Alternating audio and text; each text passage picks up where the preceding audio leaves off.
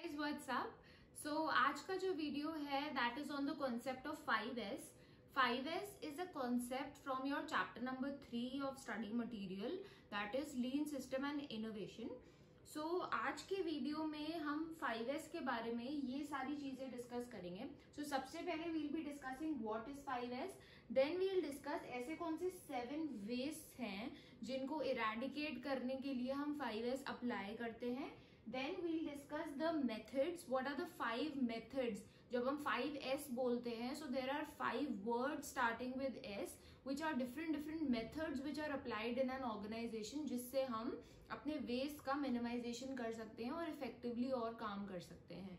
Then fourth is the application of 5S. So 5S को हम काफी सारी इंडस्ट्रीज में अप्लाई कर सकते हैं. So I will just tell you practically हम एक पर्टिकुलर इंडस्ट्री में कैसे 5S को अप्लाई करेंगे. So that is application of 5S, and lastly we will discuss the case study which was on 5S that is given in your RTP for May 2020. Okay guys, so this is the agenda for today's video, and after watching my video, if you go through the study material and the case study given in your RTP, I am sure you will be able to understand it completely. So guys, let's begin. So guys, what is 5S? So 5S हमारा एक method होता है जो हम अपने organisation के work place में implement करते हैं. So सबसे पहले ये जो मेरा मेथड था ये मेरे टोयोटा ने इम्प्लीमेंट करा था और इसको कुछ early mid of 20th century में लाया गया था, और तब से ये अब इतना ज्यादा फेमस हो चुका है कि now it is applied into so many industries. It is not only manufacturing specific, but इसको हम हेल्थ केयर में भी अप्लाई कर सकते हैं, इसको हम गवर्नमेंट में भी करते हैं, इनको हम एजुकेशन में, वेब डिजाइनिंग में, काफी सारी इंडस्ट्रीज में हम इसे अप्लाई कर सकते हैं. सो बेसिकली इसको अप्लाई करने का पर्पस ये होता है कि मैं अपने ऑर्गेनाइजेशन के वेस्ट को मिनिमाइज कर सकूं और मैं अपने ऑर्गेनाइजेशन की एफिशिएंसी और इफेक्टिवनेस को इंक्रीज कर सकूं. So there are 5 different Japanese words which are 5 different methods which are applied into my organization so that I can increase the efficiency and effectiveness of my organization by reducing the waste. So ऐसे कौन से waste हैं जो मैं इसके through reduce कर सकती हूँ वो हम अपने नेक्स्ट पार्ट में डिस्कस करेंगे, जिसमें हम 7 टाइप्स ऑफ वेस्ट के बारे में डिस्कस करेंगे. सो अभी अगर मैं इन सिंपल वर्ड्स आपको ये समझाना चाहूँ कि वो 5 मेथड्स या वो 5 वर्ड्स का क्या एग्जैक्टली क्या ओवरव्यू होता है, सो उसके लिए पहले हम एक एग्जांपल देखते हैं. सो सपोज करते हैं ये मेरी एक मैन्युफैक्चरिंग कंसर्न है और मेरे मैन्युफैक्चरिंग कंसर्न के अंदर का ही ये मेरा स्टोर एरिया है. So store area is an area जहां पे मैं अपने इन्वेंट्री आइटम स्टोर करती हूँ. इस स्टोर एरिया में मैं अपने रॉ मटेरियल्स भी स्टोर करती हूँ, अपने टूल्स भी स्टोर करती हूँ, अपने जिग्स एंड फिक्सचर्स भी स्टोर करती हूँ, और मैं अपने कुछ फिक्स्ड एसेट्स भी मैंने यहाँ पे रखे हुए हैं. ठीक है, अब अगर मेरे किसी पर्टिकुलर ऑपरेटर को रॉ मटेरियल ए की जरूरत है, सो वो अगर मेरे स्टोर एरिया में आएगा और मेरे स्टोर एरिया में सब चीजें, रॉ मटेरियल भी, टूल्स भी, जिग्स एंड फिक्सचर्स भी, फिक्स्ड एसेट्स भी, सब कुछ ऐसे ही पड़ा हुआ है. There is no proper identification कि क्या चीज कहाँ रखी होनी चाहिए. There is no particular order कि क्या चीज इंपॉर्टेंट है तो मैं उसको आगे की तरफ रखूं, क्या चीज नहीं इंपॉर्टेंट है तो मैं उसको पीछे की तरफ रखूं, and there is no proper maintenance done of this area. So guys, उस बंदे को कैसे पता चलेगा कि मुझे जो रॉ मटेरियल ए चाहिए हुआ है वो रॉ मटेरियल सेक्शन कहाँ पे है, वो रॉ मटेरियल सेक्शन में वो ए मटेरियल कहाँ पे मिलेगा. अगर तो मेरा सब कुछ ऐसे ही हैपहैजर्ड तरीके से पड़ा हुआ है, so of course it will be very very difficult for him to come and locate. जो चीज उसको शायद 10 सेकेंड्स में मिल सकती थी, उसको वही चीज ढूंढने के लिए, समझने के लिए उसको शायद 10 मिनट लग जाएंगे, एंड उस वजह से मेरा प्रोडक्शन डिले होगा, मेरे ऑर्डर्स फुलफिल नहीं हो पाएंगे, मेरा कस्टमर डिससेटिस्फैक्शन होगा. और यहीं पे मैं अगर एक दूसरी फैक्ट्री की बात करूं जिसमें एक प्रॉपर आइडेंटिफिकेशन है कि अगर ये मेरा स्टोर एरिया है, सो मेरे स्टोर एरिया में सिर्फ मैं 2 ही चीजें स्टोर करके रखूंगी, that is my raw materials and my tools. Because यही 2 मेन इंपॉर्टेंट चीजें हैं जो मेरे ऑपरेटर को जरूरत पड़ती है और उनको स्टोर में से वो चीजें लेनी पड़ती हैं. एंड रॉ मटेरियल में भी there is a very proper demarcation, there is a very proper segregation कि मेरा रॉ मटेरियल ए मैं सबसे पहले रखूंगी, फिर मैं बी रखूंगी, फिर मैं सी रखूंगी, फिर मैं डी रखूंगी. And that is also because मेरा जो रॉ मटेरियल ए है that is a regular product जो मैं रोज का रोज बनाती हूँ और इसको मेरे को रोज का रोज इसकी जरूरत पड़ती है. सो ऑफकोर्स मैं इसको एक बहुत ही इजीली एक्सेसिबल प्लेस पे रखूंगी कि तुरंत आते ही ऑपरेटर उसको उठा के जा सकता है. फिर सेम वेज मेरे टूल्स का भी बहुत प्रॉपरली डिमार्केशन हुआ है. सो ऑफकोर्स यहाँ पे मेरे ऑपरेटर को बहुत ही कम टाइम लगेगा आ करके उस मटेरियल ए को लोकेट करने में. सो ये एक एक सिंपल ओवरव्यू है मेरे 5S मेथोडोलॉजी का, जिसमें मैं अपने आइटम्स को कैसे आइडेंटिफाई करती हूँ, अपने आइटम्स को कैसे स्टोर करती हूँ, अपने आइटम्स को, अपने वर्क प्लेस को, अपने स्टोर को कैसे मेंटेन करती हूँ, और अपने जितने भी मेरे ऊपर के 3-4 मेथड्स हैं मैं उनको कैसे सस्टेन करके रखती हूँ. So identification, storing, maintenance and sustaining. So these are some 4 keywords that you need to use in the definition of your 5S, that it is a workplace organization method to increase the efficiency and the effectiveness of the organization by identifying the items to be used, by storing the items to be used, by maintaining the area, and also by sustaining the orders or the items. So guys, this is what is all about 5S. So now let's move to the 7 types of waste जिनकी हम बात कर रहे थे कि हम 5S को use करके वेस्ट मिनिमाइजेशन कर सकते हैं. सो वो कौन से ऐसे 7 वेस्ट होते हैं जिनको हम मिनिमाइज कर सकते हैं. सो गाइज 5S जो है मेरा एक लीन सिस्टम का एक कॉन्सेप्ट है, एक पार्ट है. सो लीन सिस्टम क्या है? लीन सिस्टम एक ऑर्गेनाइज्ड मेथड है जो कि मैं अप्लाई करती हूँ for achieving waste minimisation without sacrificing my productivity. So waste क्या है मेरा? अब वेस्ट मेरा एक ऐसा स्टेप है या फिर एक ऐसी एक्टिविटी है which is not adding any value to my process. So I can say कि waste is a non value added activity. और ऐसे कुछ टाइप्स ऑफ वेस्ट होते हैं जो कि मेरे ऑर्गेनाइजेशन में होते हैं जिनकी वजह से मेरी प्रोडक्टिविटी डिक्रीज होती है, एफिशिएंसी और इफेक्टिवनेस इम्पैक्ट होती है. एंड उन वेस्ट को कॉन्कर करने के लिए या मिनिमाइज करने के लिए या ठीक करने के लिए मैं कुछ टेक्निक्स अप्लाई करती हूँ. और वो सारी की सारी टेक्निक्स मेरे लीन सिस्टम के चैप्टर में दी हुई है. जैसे कि मैं काइजन कॉस्टिंग अप्लाई कर सकती हूँ, मैं 5S अप्लाई कर सकती हूँ, मैं TPM अप्लाई कर सकती हूँ. सो TPM पर, काइजन कॉस्टिंग पर मैं ऑलरेडी वीडियोज अपलोड कर चुकी हूँ and this particular video is on 5S. इसके अलावा भी 6 सिग्मा में अप्लाई कर सकती हूँ. So there are different techniques that I can apply in order to achieve my goal of waste minimization.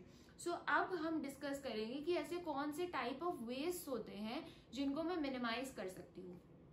So guys these are the 7 types of waste which are actually reduced by applying these particular techniques. So it is overproduction, overprocessing, inventory, waiting, transportation, defects and motion. So अब हम एक एक करके discuss करते हैं कि ये क्या होता है. सबसे पहले what is overproduction? So of course मैं अपना प्रोडक्शन कर रही हूँ अपनी फैक्ट्री में और मैंने अगर कुछ भी more than the required number produce कर दिया है. अगर मेरे कस्टमर की रिक्वायरमेंट थी कि मेरे को 200 पार्ट्स उसको सप्लाई करने हैं बट मैंने 400 पार्ट्स बना दिए. सो ऑफकोर्स जो मेरे एक्सेस 200 पार्ट्स है that is over production and that is a waste for me. So that is over production वाला waste. Then over processing. So मेरे प्रोसेस में कुछ ऐसे स्टेप्स होते हैं जो कि बिल्कुल भी रिक्वायर्ड नहीं होते हैं उस पर्टिकुलर प्रोडक्ट को बनाने के लिए, but still they are a part of my process. So that particular step, उस पर जितने भी मैन आवर्स लग रहे हैं, उस पर जितने भी मेरे एफर्ट्स लग रहे हैं, वो सब मेरे लिए एक वेस्ट है. So I am unnecessarily over processing my particular product which is leading to waste in my organization. So that is over processing. Then inventory. अगर मेरी कुछ भी इन्वेंट्री ऐसी है मेरे पास जो कि ज्यादा है, जो कि जरूरत से ज्यादा है, so of course guys you must have heard of reorder levels होते हैं, मिनिमम लेवल होता है, मैक्सिमम लेवल होता है जो हम इन्वेंट्री का मेंटेन करते हैं। उसके पीछे यही एक रीजन होता है कि of course there is a maximum level we maintain for inventory. अगर मेरी इन्वेंट्री जो मैंने स्टोर कर रखी है वो अगर 10 यूनिट से ज्यादा स्टोर कर रखी है, then that is an absolute waste for me, because अभी जो मुझे रिक्वायरमेंट है, अभी और आगे आने वाले कुछ टाइम के लिए जो रिक्वायरमेंट है वो मैक्सिमम 10 यूनिट्स की है। सो अगर मैं उससे ज्यादा कुछ भी स्टोर कर रही हूँ, that is a waste for me. Then my waiting. So अगर मेरा डिफरेंट स्टेप्स होते हैं प्रोडक्शन में, अगर मेरा एक प्रोडक्ट मेरे स्टेप नंबर 1 से होकर के स्टेप नंबर 2 में जाता है, फिर 2 से 3 में जाता है, अब मेरा प्रोडक्ट स्टेप नंबर 1 से रेडी होकर स्टेप नंबर 2 में जाने के लिए बिल्कुल तैयार है, लेकिन मेरा स्टेप नंबर 2 का जो प्रोडक्ट था वो अभी रेडी है ही नहीं। So of course the product has to wait. So ये जो वेटिंग टाइम होता है that is a waste for me. So मेरे को अपने पूरे प्रोडक्शन प्रोसेस को इतना सिस्टमैटिक बनाना होगा कि मेरा प्रोडक्शन प्रोसेस 1 खत्म होते ही वो 2 पे तुरंत जा सकता है, ताकि 2 स्टार्ट हो पाए एंड देन 3 स्टार्ट हो पाए। So you need to be that systematic, and waiting time अगर कुछ भी होता है प्रोडक्ट के लिए that is a waste. Then my transportation. अगर मैं अपना कोई भी ऐसा मटीरियल या आइटम ट्रांसपोर्ट कर रही हूँ जिसकी प्रोसेस में जरूरत है ही नहीं, तो that is of course a waste for me. So this is wastage in terms of transportation. फिर मेरे डिफेक्ट्स, अगर मेरा कोई डिफेक्टिव प्रोडक्ट निकल रहा है या फिर अगर मेरा कोई ऐसा प्रोडक्ट निकल रहा है जिसपे मेरे को रीवर्क करना पड़ रहा है, उसको फिर से मुझे मशीन में डालना पड़ रहा है ठीक करने के लिए, that is a waste for me. Last मेरा टाइप ऑफ वेस्ट है मोशन। सो मोशन क्या होता है कि अगर मेरे ऐसे कोई भी इक्विपमेंट्स या ऐसे कोई भी ऑपरेटर्स या इंसान लोग ऐसे कोई भी मेरे प्रोडक्शन फ्लोर में ऑपरेट कर रहे हैं, वर्क कर रहे हैं जो कि नहीं करने चाहिए, they are moving but they shouldn't move, they are in motion but they shouldn't be in motion, some equipments which shouldn't be running are running in my organization, that is a waste for me। क्यों मैं उसको ज्यादा motion में लेके आ रही हूँ, क्यों मैं अपने ज्यादा ऑपरेटर्स एंगेज कर रही हूँ, why more operators are into motion.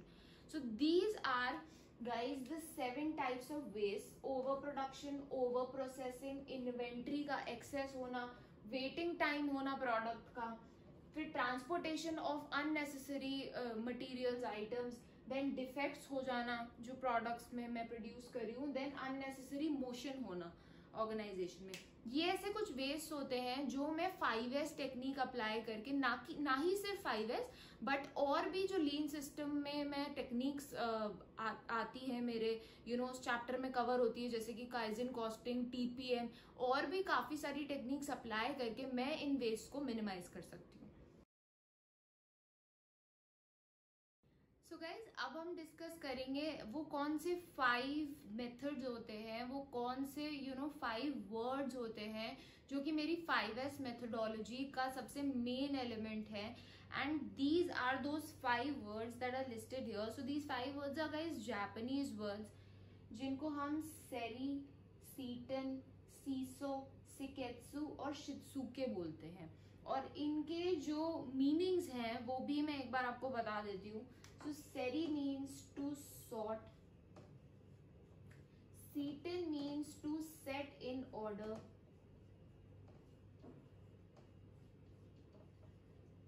Seesaw means to shine या फिर आप इसको क्लीन करना भी कह सकते हो, सिकेत्सु मीन्स टू स्टैंडर्डाइज,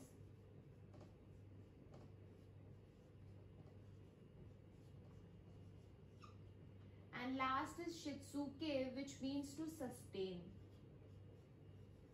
so ये है मेरे ये 5 जापानीज वर्ड्स के, अगर मैं इंग्लिश में मीनिंग्स बोलूं तो फिर सेरी इज टू सॉर्ट, सीटन is to set in order, सीसो इज टू शाइन, सिकेत्सु इज टू स्टैंडर्डाइज एंड शित्सुके is to sustain.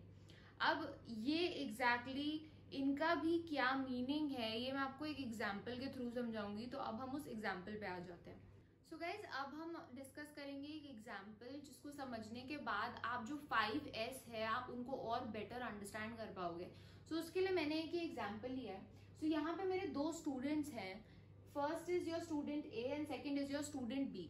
So student A और स्टूडेंट बी की ये दोनों स्टडी टेबल्स हैं. ठीक है, अब स्टूडेंट ए अपनी स्टडी टेबल को कैसे रखता है.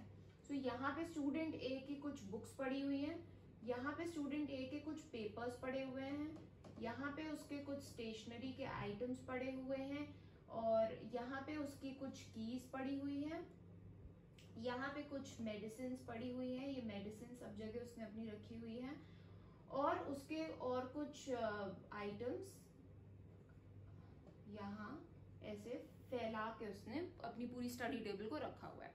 और यहीं पे मैं स्टूडेंट बी की बात करती हूँ. So student B is a little more organized then student A. उसने अपनी टेबल के अलग अलग सेक्शंस डिवाइड कर रखे हैं. यहाँ पे वो अपने बुक्स को रखता है. This is a place for his study lamp. Then this is the place जो उसका पेन स्टैंड है, जहाँ पे उसके स्टेशनरी के आइटम्स रखे होते हैं.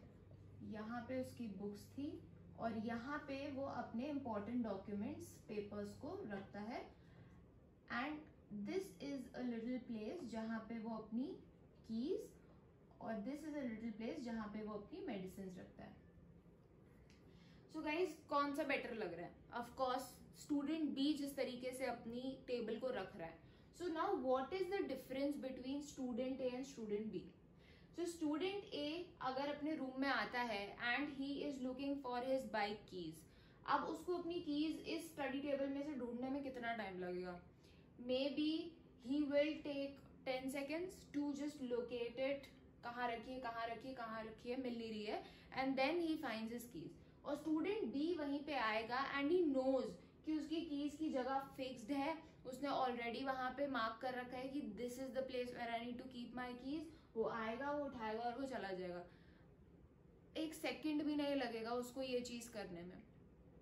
सो एफिशिएंसी किसकी बेटर होगी? ऑफ कोर्स टाइम किसके पास ज्यादा होगा चीजों को करने के लिए? ऑफ कोर्स स्टूडेंट बी के पास. So the difference between student A and student B is कि स्टूडेंट बी ने अपनी चीजों को, अपनी इंपॉर्टेंट चीजों को ही स्टडी टेबल पे रखा है. बिकॉज स्टूडेंट ए ने बहुत से अननेसेसरी आइटम्स को भी अपनी टेबल पे रखा हुआ है जिसकी उसको जरूरत भी नहीं थी, जिसकी वजह से उसके इंपॉर्टेंट आइटम्स जैसे कि उसकी जो कीज है वो उसको ढूंढने में टाइम लग रहा है. सो फर्स्ट इज कि स्टूडेंट बी ने अपनी चीजों को सॉर्ट करके रखा हुआ है. Only the necessary items are there on his study table, not the unnecessary items. Then second चीज, स्टूडेंट बी ने अपनी चीजों को सेट करके रखा है ऑर्डर में, मतलब कि उसने ऑर्डरली सेट करके रखा है अपनी चीजों को. Third thing is student B रोज का रोज अपनी स्टडी टेबल को क्लीन करता है. शाइन भी बोल सकती हूं मैं इसको. क्लीन करता है या उसको शाइन करके रखता है. That is a daily frequency task for him. Fourth thing is कि स्टूडेंट बी ने चीजों को स्टैंडर्डाइज करके रखा है. He has maintained standards for his table. He has maintained a particular standard कि उसको कीज की जगह यहीं पे रखनी है, उसकी मेडिसिन की जगह यहीं पे होगी. So he has set particular standards for his study table. And the last thing is your sustain. Student B इस चीज को सस्टेन करके रखता है. उसने अपनी इस हैबिट को सस्टेन करके रखा है. अगर वो ये चीज 1-2 दिन करता है एंड तीसरे दिन वो कीज अपनी यहाँ फेंक देगा, मेडिसिन अपनी यहाँ फेंक देगा, then there is no sense. But वो इस चीज को रेगुलरली मेंटेन करके रखता है, तभी वो इतनी प्रॉपरली एफिशिएंटली चीजों को स्टोर करके रख सकता है. So these are the 5 methods जो कि स्टूडेंट बी फॉलो कर रहा है बट स्टूडेंट ए फॉलो नहीं कर रहा है. Which is he is sorting things, that is he is only putting the necessary items on his study table. Second is he is setting it in order. Orderly उसने set करके रखा है कि मेरी बुक्स यहाँ होंगी, पेपर्स यहाँ होंगे, स्टेशनरी आइटम्स यहाँ होंगे. देन वो इसको रोजाना क्लीन करता है, उसको शाइन करके रखता है. देन उसने स्टैंडर्डाइज कर रखा है कि उसकी कीज यहीं पे रहेंगी, मेडिसिन यहीं पे रहेंगी. He has maintained standards for his table. And the last is that he sustains it. वो उसको मेंटेन करके रखता है ताकि लॉन्ग टर्म में भी उसको इस चीज का इफेक्ट आ पाए. सो गाइज, ये है वो 5 पर्टिकुलर वर्ड्स जो कि 5 पर्टिकुलर मेथड्स हैं जो कि मेरे 5S के मेथड्स हैं। और इन्हीं 5 वर्ड्स के 5 जापानीज वर्ड्स हैं जो इन्हीं वर्ड्स के ट्रांसलेशंस हैं जापानीज वर्ड्स में। सॉर्ट इज सेरी, set in order is for सीटन, शाइन इज फॉर सीसो, स्टैंडर्डाइज इज फॉर सिकेत्सु एंड सस्टेन इज फॉर शित्सुके। सो अब हम वो 5 जो वर्ड्स हैं एक बारी वो भी देख लेते हैं। So guys, last but not the least, मैं बस आपको ये बताऊंगी कि ये 5 वर्ड्स को आप याद कैसे कर सकते हो। So always remember, the more you read it the more you can memorise it. आप जितना ज्यादा बार उसको रीड करोगे वो आपके दिमाग में बैठ जाएगा। So but still I just tell you some similarities between these words. So guys, जो फर्स्ट 4 वर्ड्स हैं वो चारों के चारों SEI से स्टार्ट होते हैं। अगर आप देखोगे, सेरी, सीटन, सीसो एंड सिकेत्सु, ये चारों आपके SEI से स्टार्ट होते हैं। और जो मेरा लास्ट वर्ड है वो शिट से स्टार्ट होता है। But I am really sorry कि बट ये जो 5th वर्ड है, आई थिंक ये तो आपको ऐसे ही याद हो जाएगा बिकॉज इसकी स्टार्टिंग ही ऐसी है थोड़ी, मतलब विच इज समथिंग आपका ब्रेन उसको अपने आप ही याद कर लेगा। So it starts with shit, तो ये आपको ऐसे ही याद हो जाएगा। और जो फर्स्ट 4 वर्ड्स है वो आपके SEI से स्टार्ट हो रहे हैं। So that is how you can memorise these words. इसको आप जो फर्स्ट 2 वर्ड्स है उसको आप ऐसे भी याद कर सकते हो कि सेरी की अगर मैं बात करूं, so it is relatable to the word Siri. Siri जो मेरा एप्पल का वॉइस कमांड होता है। सो जब आप सिरी से कोई चीज मांगते हो, कोई हेल्प मांगते हो, so Siri comes and sorts out things for you.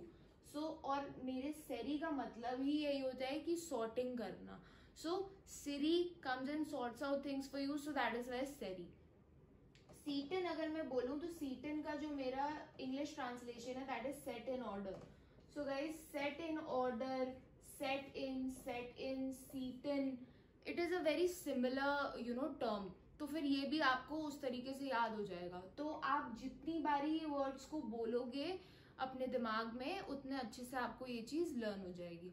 So this is how may be this can help you to memorise these words. So guys, जैसे हमने डिस्कस किया था कि it is not only manufacturing industry जहाँ पे हम 5S को apply कर सकते हैं, बट ये एक वेराइटी ऑफ इंडस्ट्रीज में हम इसे यूज़ कर सकते हैं। सो इन द सेम वे, मैं अगर एक वेब बेस्ड ऐप है जो कि जिसका एक प्रॉपर स्क्रीन इंटरफेस है, तो अगर मैं उसमें अपने 5S को अप्लाई करूँ तो वो मैं कैसे कर सकती हूँ, वो हम एक बार यहाँ पे डिस्कस करेंगे।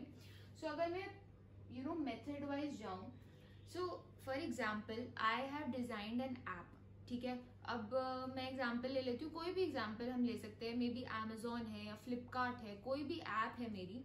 सो अगर मैं उस पर 5S अप्लाई कर रही हूँ, सो सबसे पहले फर्स्ट टाइम अप्लाइंग सेरी, that is I need to sort.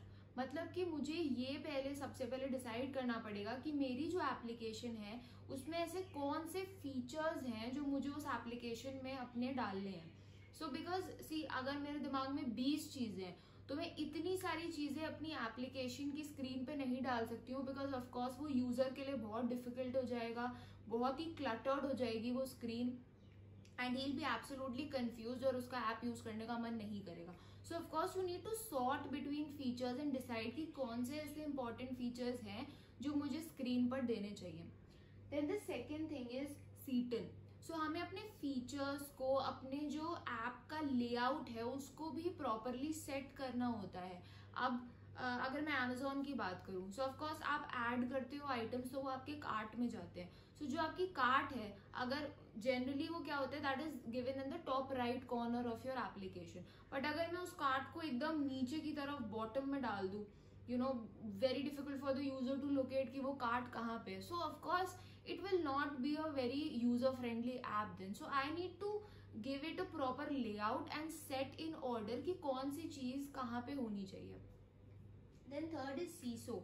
CISO means to shine, to clean.